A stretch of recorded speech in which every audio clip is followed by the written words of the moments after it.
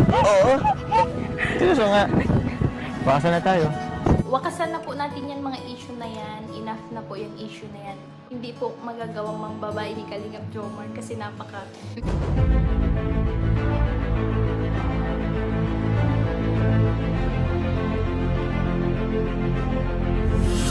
Ayun, shoutout guys, muli po, welcome to my YouTube channel. Ito po si Kuya Julay, ang inyong katugang, ang inyong kalingap na muling babati po sa inyo ng magandang araw, magandang gabi. Saang sulok man po tayo ng mundo naroon. At sa araw na ito, meron po tayong panibagong vlog. Pag-uusapan po natin yung patungkol po kina Carla at saka po kay Papa Joms. Na kung saan po dito, baka magulat po yung ilan. Dahil si Papa Joms po ay pinagtanggol ni Carla, talagang naniniwala ho siya na walang ibang babae po si Papa Joms. At sa part naman po ni Papa Joms, ang dating po dito ay gusto na nga bang magpakasal, mga kabayan po natin. So pag-usapan po natin yan maya-maya ng konti. Pero bago po yun, konting paalala muna si Kuya Julay, baka sakaling meron pa po ditong hindi nakasubscribe sa ating YouTube channel, huwag natin kalimutan, Julay Paunil. Tapos pakipindot lang po yung notification bell button para lagi po tayong updated sa aking mga video upload. Tapos meron po tayong Facebook page, Julay Paunil 2.0, pwede naman po nating suportahan, pwedeng i-follow at saka po pwedeng i-like yung mga upload po natin. So maraming salamat po sa inyong lahat. Ngayon tuloy na po tayo. Pag-usapan na po natin ang ating pinaka-episode sa pagkakataong ito, patungkol po kay Carla at saka kay Papa Joms. Ngayon ang tanong, gaano na nga ba ka-close ang dalawa talaga? Doon sa mga nagdududa at saka doon po sa mga naniniwala na talagang sila na. Panoorin po natin ang aking ihahatid po sa inyo. Ano po? Una, panoorin po muna natin yung ilan po sa clips doon po sa may Albay nung nagpunta po sila. Siguro po, unahin muna natin yung nag-uusap yung dalawa. At may nabanggit po si Papa Joms dito na parang yung about mysterious, ano? Ito, panoorin po natin. Alam mo, ewan ko lang. Ito, pag bumabanat ka, alam mo, tipong parang grabing kilig. Ewan ka siguro, gira ka lang kasi bumanat eh. Kaya, every time na nabanat ka, iba yung epekto sa akin. Alam mo yun, yung tipong kahit matagal natin magkakilala, same pa rin yung kilig. Ano gusto mo magsawa ka? Okay lang naman, di mo na magkasawa. Parang si Mayor. Kahit ilang ulit ng tempo, ulit-ulit na pumunta dito, pares pa rin yung ganda niya. Parang may magic pa rin. Parang ikaw.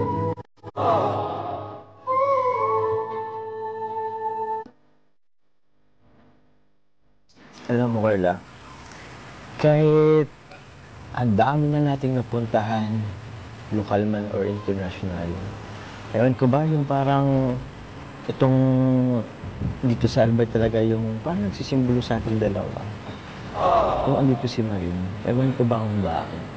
Alam mo yung tipong merong parang may misteryo na bumabalot sa atin na hindi ko may paliwanag. Grabe naman sa misteryo. So yan po mga kabayan po natin. Ano kayang ibig sabihin po ni Papa Joms dito? Medyo iba ang dating, ano mga kabayan natin? Parang may ibig sabihin ho talaga eh. Siguro hindi ko na masyadong ipapaliwanag yan. Doon po sa mga viewers, kung ano po sa intindi po natin, pwede po natin i-comment po sa baba. Pero ako po sa pakiramdam ko, yung nararamdaman ko ay parang nararamdaman nyo rin. Lalo na po dito po sa susunod na eksena. Nung nandun po sila sa isang lugar na kung saan ay parang ang dating ay parang ikakasal nga ba? Ito panoorin po natin.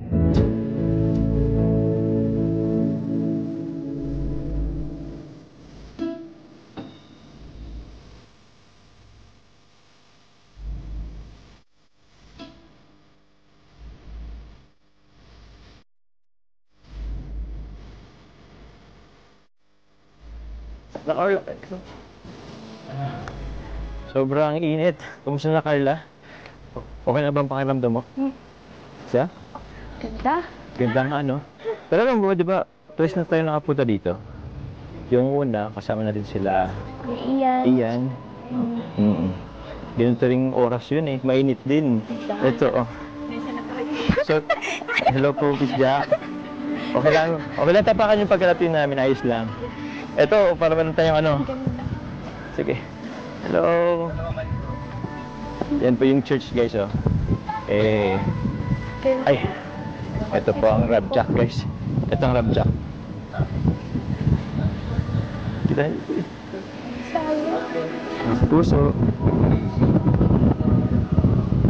Buhay bago kasal. Mabuhay.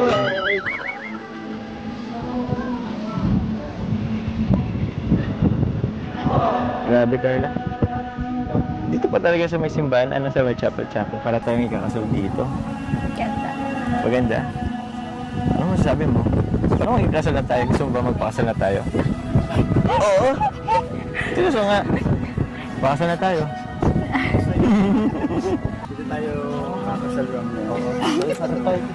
Uy! Picture tayo. Sige na. Tara na. Baka natin pagkalap team nila. Tara na.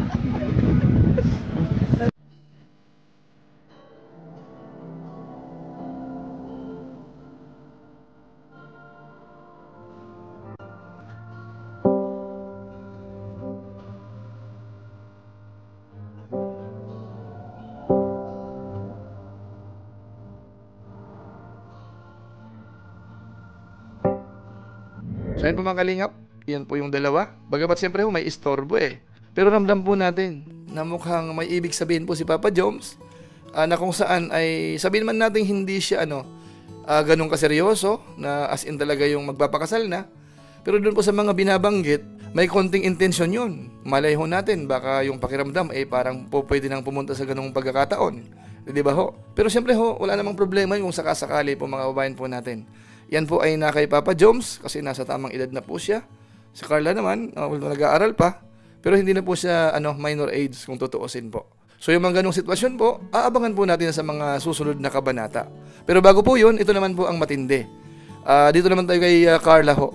Ano naman kaya ang masasabi ni Carla po kay Papa Joms? Lalo na ho, naiintriga ho na may babae di umano si Papa Joms, may anak, kung ano-ano po.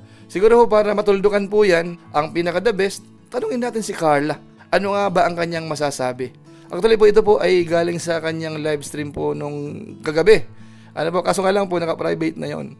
Kaso siyempre ho may mga mabibilis, nakakapag-save po ng kapiraso.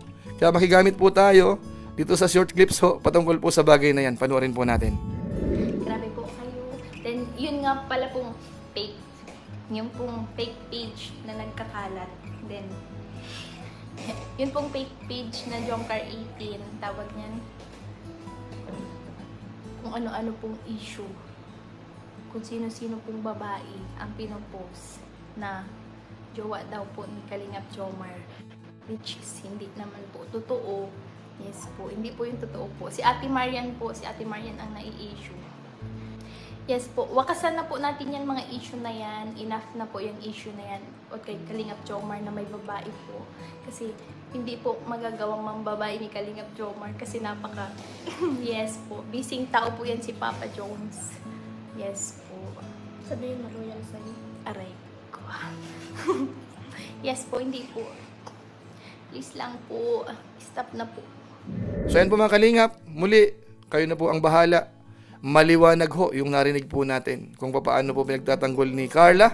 Hindi po siya naniniwala sa mga bali-balita na si Papa Joms ay merong girlfriend na iba na hindi siya. So klarong-klaro ho yung binanggit po ni Carla about po dyan sa mga chismis na yan.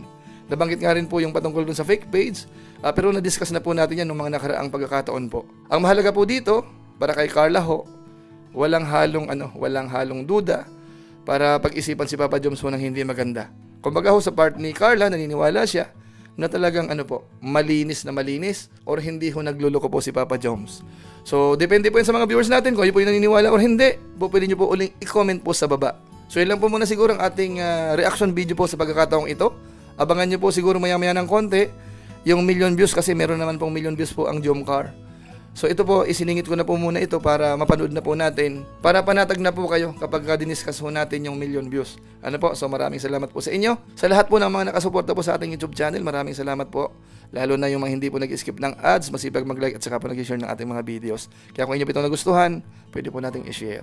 So maraming salamat.